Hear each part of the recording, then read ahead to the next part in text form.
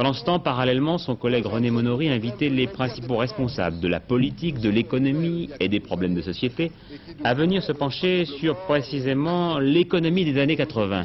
Cela se passait à l'UNESCO et ce fut l'occasion pour les participants d'aborder tout d'abord le dossier le plus crucial, celui des rapports avec le tiers-monde. Souvenons-nous de ces images qui nous avaient bouleversés samedi.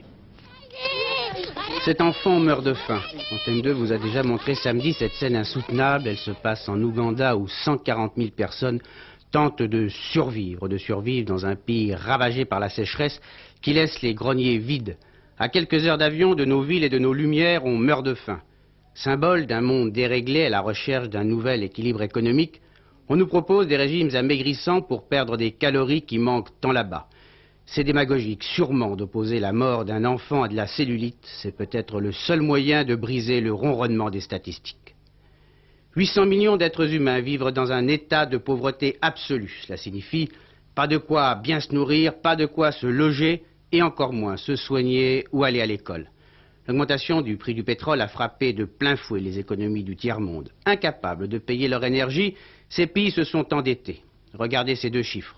Aujourd'hui, la dette du tiers-monde représente 450 milliards de dollars, soit environ 4 fois le budget d'un pays comme la France. Coïncidence des chiffres, c'est exactement ce que dépensent chaque année les nations du monde pour acheter des armes.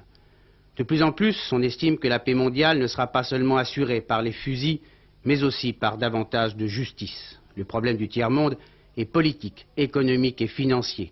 Pendant les années 60, nous avons privilégié notre propre croissance économique. Aujourd'hui, c'est au moment où le monde occidental connaît à son tour la crise qu'il doit faire un effort pour protéger sa croissance, pour la partager, une croissance qui partout s'est essoufflée. C'est la raison pour laquelle 6 Français sur 10 estiment, selon un sondage de la Sofres, que la période de forte croissance ne reviendra plus jamais. Mais une chose est certaine, on ne peut pas y avoir d'un côté une ville riche, l'Occident, de l'autre des faubourgs pauvres, le tiers-monde.